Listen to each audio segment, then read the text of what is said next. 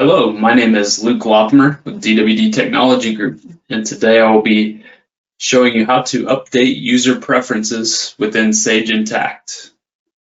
There are two different ways you can update user preferences. If you are a supervisor or manager, somebody who has more of an administrative role, you can update user preferences prior to a new team member being added, or as team members go on, you can go in and update their preferences periodically. So that's one way. Another way is user themselves can go ahead and update their user preferences. That's the more common approach, but I will show both here on the software tip today.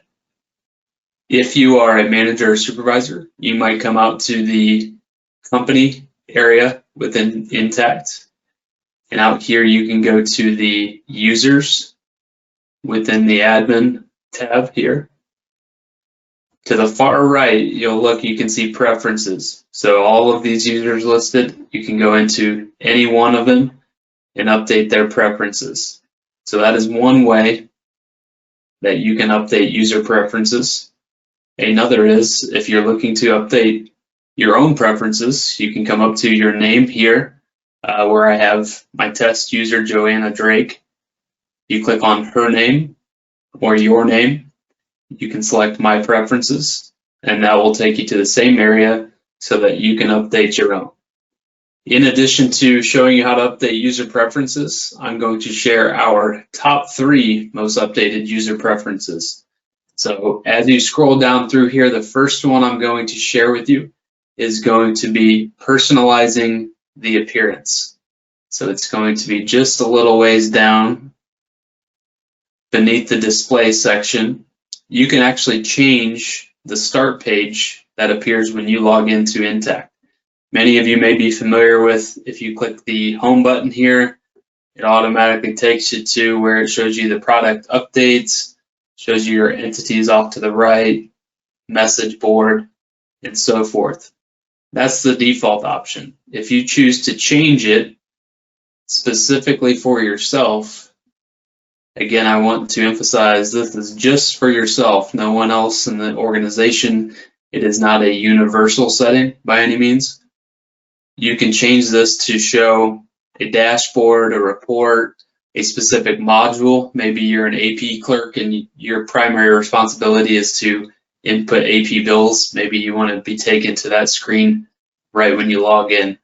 I'm going to update this for a dashboard. So if you select the dashboard option, you can then select what dashboard you want if there happen to be multiple that you have access to. And when I save this, I'm going to display what that does. So when I log out here,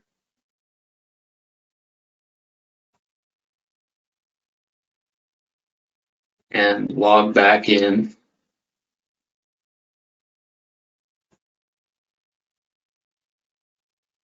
it pulls up that dashboard. So really nice way to personalize your Intacct for yourself so you can see what is important to you and maybe not that default section that is input originally. So that's the first preference that we typically see updated. The second one being the page defaults.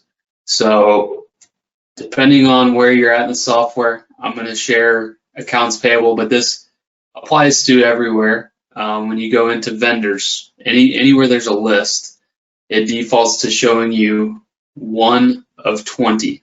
And then you have to click to the next page to see the next 20. Or let's say you're looking at AP bills. It shows you 1 through 20, and then you have to click to the next page. I personally would rather scroll down the page and see more as opposed to having to click 2, 3, 4, and so forth. So the preference that you want to update, if that's the case, I strongly recommend doing it. You'll come down here to this section right here titled Personalized Page Defaults. You'll update this. I take it all the way to whatever the maximum might be. So in this case, it's 999 record per page. Many of these others you can change, and I update it for the maximum for all. Now, that may not be the case for you. but I always would rather scroll than having to click page by page. So when I save this and we go back into our vendors, you'll notice that all vendors, since I only have 25 here, it shows all 25. When I go into bills, it shows records 1 through 978, since I didn't have 999. But basically that makes it so that you only have to click to the next page if you have more than 999 records. So I, again, would rather scroll down the listing, and that does apply to more than just the AP module. That applies to anywhere that there's a list, and it will exceed the 20 per page default, and update it to 999 based on what we just did. Third preference that we see updated. Let's circle back to my preferences. The third and final most updated preference here is going to be related to email notifications. So if you have notifications being sent out or coming to you, you might want to update the email signature. This is similar to Outlook, so when an email goes out from you, shares a little more information, your position with the company, maybe your phone number or address. You can add that in the email signature. So again, another great way to personalize Intacct for your particular user.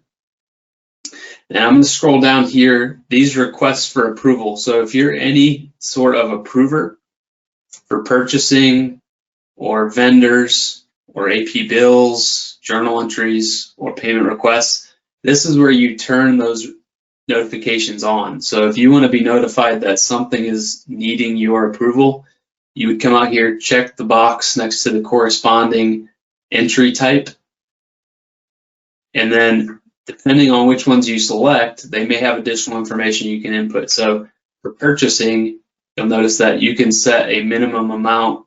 This is dollar amount for purchase request notifications. So you can say only notify me if it exceeds $250. Or if you want to receive a notification for every purchasing request, then you would just leave this at the default amount of 0. Okay?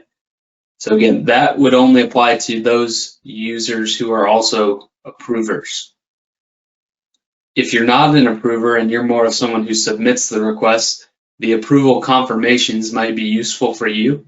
So you might check this box if you want to be notified that something you submitted has been approved. So if you were waiting for a vendor to get approved so that you can submit an AP bill, you might want to have that turned on. If you have submitted a payment request and you're waiting for it to be approved so that you can cut the checks, you might want to have that turned on also. One final area that I'll show here is the individual versus consolidated. This can trim down the number of emails that you receive.